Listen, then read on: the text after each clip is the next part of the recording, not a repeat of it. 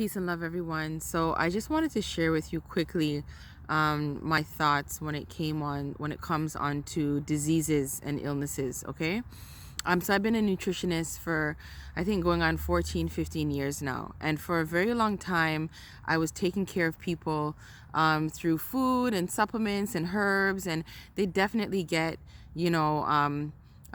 things would get reversed and their body would start to balance out and things would get better for them, which was awesome. But more often than not, the disease, the illness, whatever would come back, right? It wasn't until I want to say like 6-7 years ago, during my occult or mystic sacred healing studies, whatever you'd like to call it, I realized that having a disease has absolutely nothing to do with the way that you eat.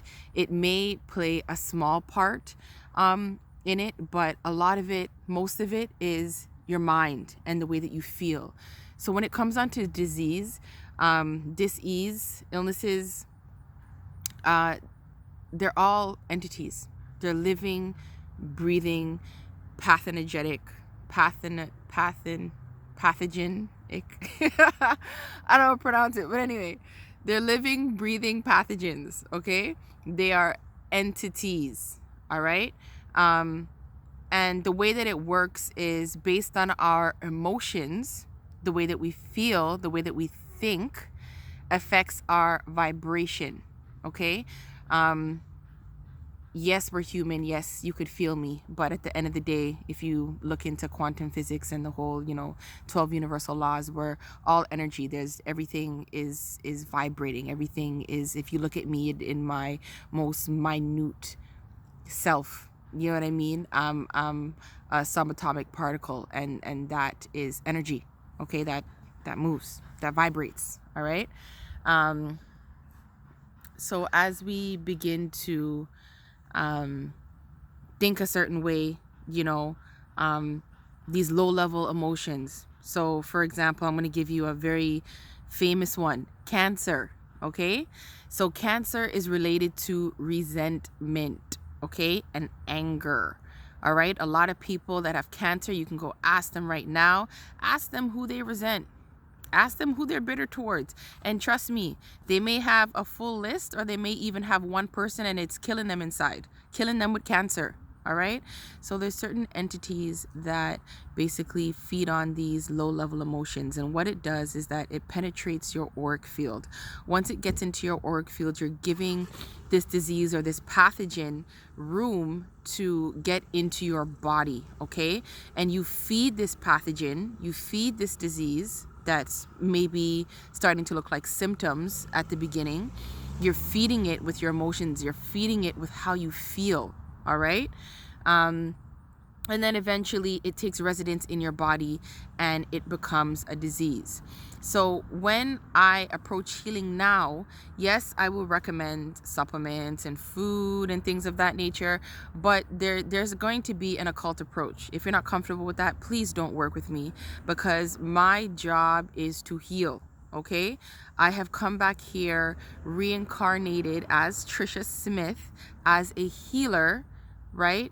To be of service to the people that I attract into my life.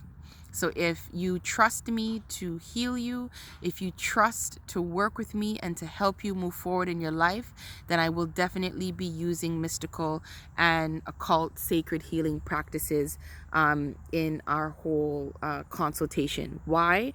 Because the mind, body, and spirit are not separate. They work together. They work in synergy. So it's very important to not only address the mind with affirmations. Yes, that's very important because that helps reprogram the subconscious mind and yada, yada, yada.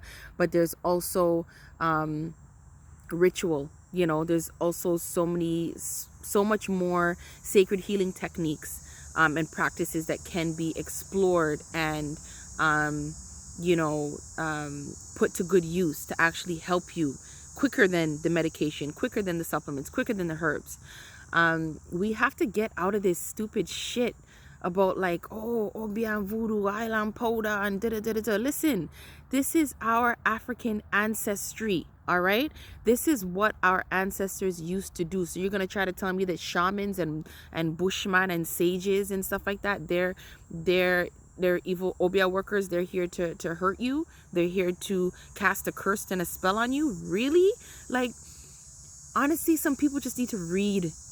Like, really pick up a Ross book and read it, and stop listening to your parents, listening to your grandparents. Not that they don't have insight and wisdom, but sometimes you just have to know for yourself. Sometimes it's traditions that were carried down, like for the past 4, 5, even more generations.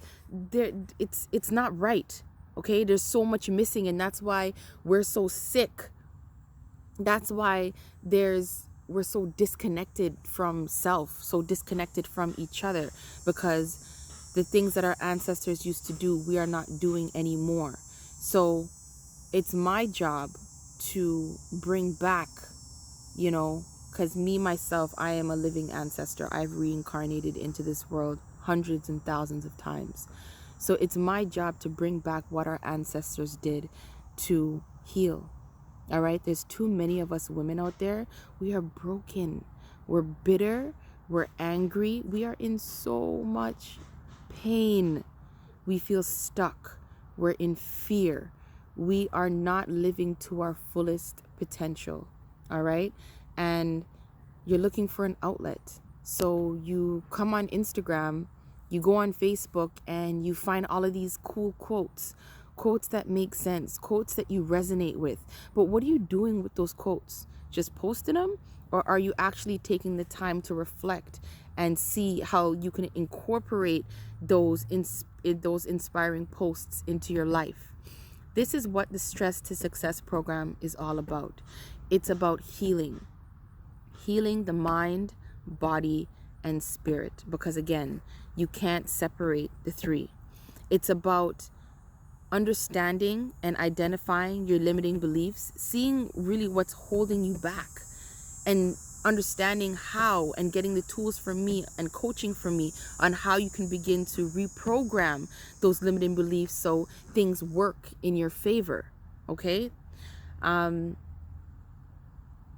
Then yes, I incorporate the whole food and nutrition, because food carries energy and enzymes and nutrients and things like that. We do have to feed this physical body, and then I get into the spiritual aspect of things, because we work so hard.